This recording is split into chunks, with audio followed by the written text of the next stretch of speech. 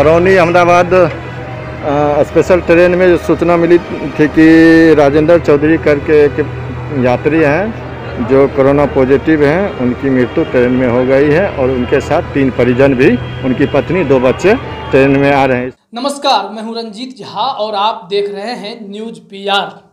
देश भर में कोरोना के केस लगातार बढ़ रहे हैं। लाखों के संख्या में कोरोना मरीज पाए जा रहे हैं। बिहार में भी 2000 से ऊपर केसेस मिलने लगे हैं। बिहार के तमाम जिलों से कोरोना मरीजों की संख्या लगातार बढ़ती जा रही है। ऐसे में देश भर में लोग अपनी सुरक्षा को लेकर घबराए हुए हैं। खास करके ऐसे प्रवासी जो बिहार के बाहर हैं वह घबराए हुए हैं और जल्द से जल्द घर लौटने की फिराक में हैं। बिहार में अभी और 45 ट्रेनें आनी हैं दूसरे राज्यों से, जिसमें कई कोरोना मरीज हो सकते हैं। आपको इसी संदर्भ में एक बड़ी खबर बताने जा रहे हैं, जिसके बाद बिहार में उस मुजफ्फरपुर स्टेशन पर अफरा तफरी का माहौल कायम हो गया था। दरअसल अहमदाबाद बरौनी एक्सप्रेस से एक परिवार आ रहा था और सबसे बड़ी बात है, उस फैमिली का जो मुखिया होता है वह खुद कोरोना पीड़ित था। सूरत से वह ट्रेन में सवार हुआ। कोरोना से पीड़ित डॉक्टर ने वहाँ पे कहा था कि इलाज होने में अभी समय लगेगा, यानी ठीक होने में और भी ज़्यादा समय लगेगा। 2-4 दिन पहले कोरोना पीड़ित वो पाए गए, लेकिन जो उनके परिवार वाले थे उन्होंने कहा कि मैं अपने घर पहुंच जाऊंगी, उनकी पत्नी, तो हमारे पति का इलाज बिहार में अच्छे से हो पाएगा। वो मुजफ्फरपुर के रहने वाले थे, सूरत में सवार हो गए। इस पर एक सवाल भी उठता है जो मैं आगे चर्चा करूंगा, लेकिन पहले कहानी जान लीजिए हुआ क्या। वहाँ से चलते हैं तो बिहार में घुसते ही दानापुर पहुँचते पहुँचते उनके पति की तबीयत खराब हो जाती है, बेहद खराब।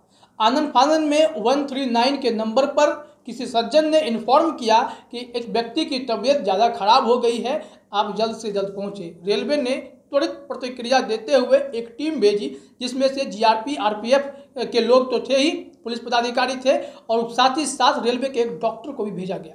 डॉक्टर वहाँ पहुँचते हैं और देखते हैं कि उसकी हालत ख़राब हो रखी है उस व्यक्ति की। उन्होंने कहा कि आप यहीं उतरिए और चलिए हम हॉस्पिटल में भर्ती करते हैं, इलाज कराना बहुत ज़रूरी है। लेकिन इनकी पत्नी जो है वह बोलती हैं कि हम अपने पति का इलाज अपने ही गांव यानी मुजफ्फरपुर में कराएंगे, दानापुर में नहीं उतार सकते। तब तक इनकार करती रहेगी। ट्रेन वहाँ से खुल जाती है। ट्रेन जैसे मुजफ्फरपुर पहुँचती है उससे पहले ही रास्ते में ही उस व्यक्ति की मौत हो जाती है। उस कोरोना पॉजिटिव व्यक्ति की मौत हो जाती है और पूरे ट्रेन में अफरा तफरी का माहौल कायम हो जाता है, क्योंकि उन्होंने ट्रेन में एडमिट किया था। उनकी पत्नी ने बताया था उस डॉक्टर से और रेलवे के अधिकारी से कि सूरत में 2-4 दिन पहले ये कोरोना पॉजिटिव थे और इलाज उनका चल ही रहा था। इसी दौरान वे लेकर के इन्हें चले आए। जैसे ही मुजफ्फरपुर स्टेशन पर प्लेटफॉर्म नंबर 1 पर आकर के गाड़ी अचानक से रुकती है, वहाँ पे हड़कंप मच जाता है। रेलवे के कर्मचारी क्या यात्री सब इधर उधर भागने लगते हैं। अफरा तफरी का माहौल कायम हो जाता है, क्योंकि एक कोरोना पॉजिटिव व्यक्ति की लाश उस ट्रेन से निकलने वाली थी।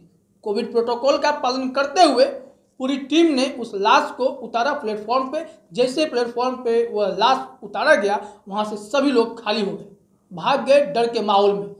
फिर स्थिति ऐसी हो गई कि कुछ देर के बाद जब देखा गया उस प्लेटफॉर्म पे सिर्फ उनके परिजन ही वहाँ बचे हुए थे, बाकी तमाम लोग वहाँ से भाग खड़े हुए थे।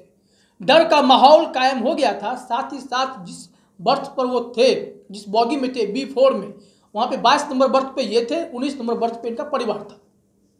स्थिति गंभीर हो गई।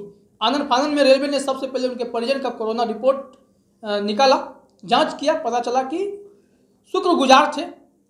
बढ़िया, सब समझिए कि किस्मत अच्छी थी कि इनके परिवार वाले कोरोना नेगेटिव निकले, लेकिन इनके पति की टीम को तो मौत हो गई। बरौनी अहमदाबाद स्पेशल ट्रेन में जो सूचना मिली थी कि राजेंद्र चौधरी करके एक यात्री हैं जो कोरोना पॉजिटिव हैं, उनकी मृत्यु ट्रेन में हो गई है और उनके साथ 3 परिजन भी, उनकी पत्नी 2 बच्चे ट्रेन में आ रहे हैं। इस सूचना पर हम लोग प्लेटफॉर्म संख्या 1 पर जाके और डॉक्टर की टीम के साथ उन लोग को उतरवाया गया और जिसमें से उनके परिजन, पत्नी एवं 2 बच्चे का एंटीजन टेस्ट कराया गया, जिसमें तीनों निगेटिव आए हैं और जो डेड बॉडी है वो कोरोना पॉजिटिव है। क्या कुछ इनका ट्रैवल हिस्ट्री है? ये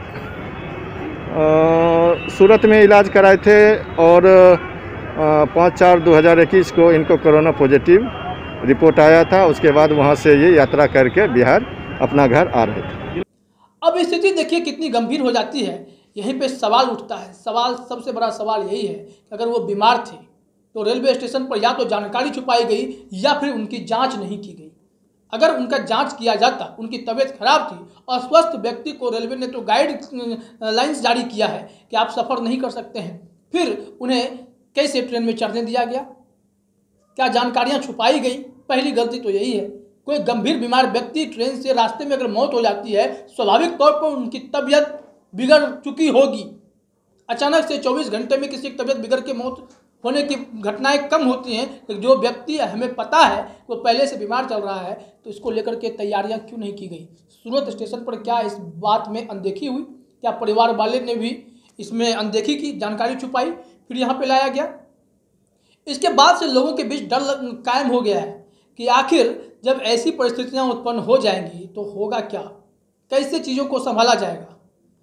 बिहार में वैसे भी कोरोना मरीजों की संख्या लगातार बढ़ रही है और जो केसेस, एक्टिव केसेस बढ़ते जा रहे हैं। फिलहाल कल तक के आंकड़े के अनुसार लगभग 9,500 से ऊपर एक्टिव केसेज हैं।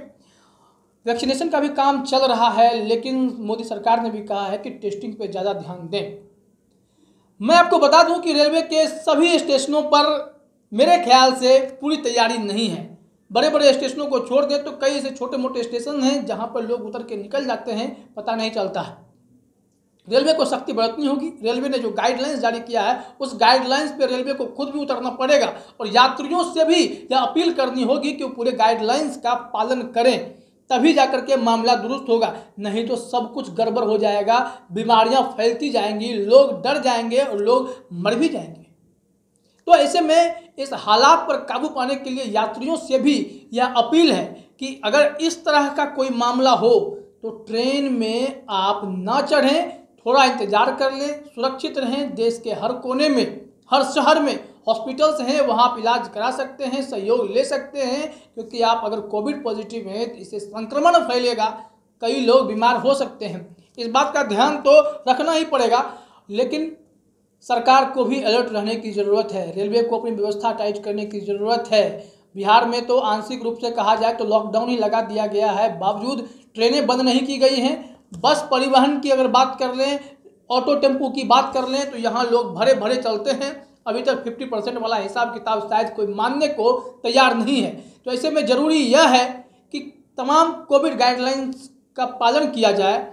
सबसे आश्चर्य की बात है, कोचिंग संस्थानों को बंद कर दिया जाता है, लेकिन सिनेमा हॉल खुले रहेंगे, रेस्टोरेंट ढाबा खुले रहेंगे, लेकिन कोचिंग संस्थान, कॉलेज, स्कूल बंद रहेंगे।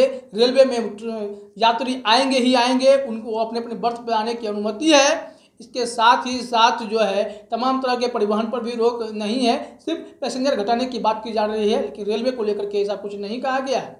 तो ऐसे में अलर्ट रहने की ज़रूरत है। अभी कितने लोग आएंगे, क्योंकि जब भी ट्रेनें पटना या अन्य स्टेशनों पर रुक रही है, जांच में 17, 18, 20, 25 केसेस तो मिल ही रहे हैं। फिर उसके ट्रेल को भी देखा जाएगा कि वो लोग बाद में किसको ये चीज़ रोक दे रहे हैं।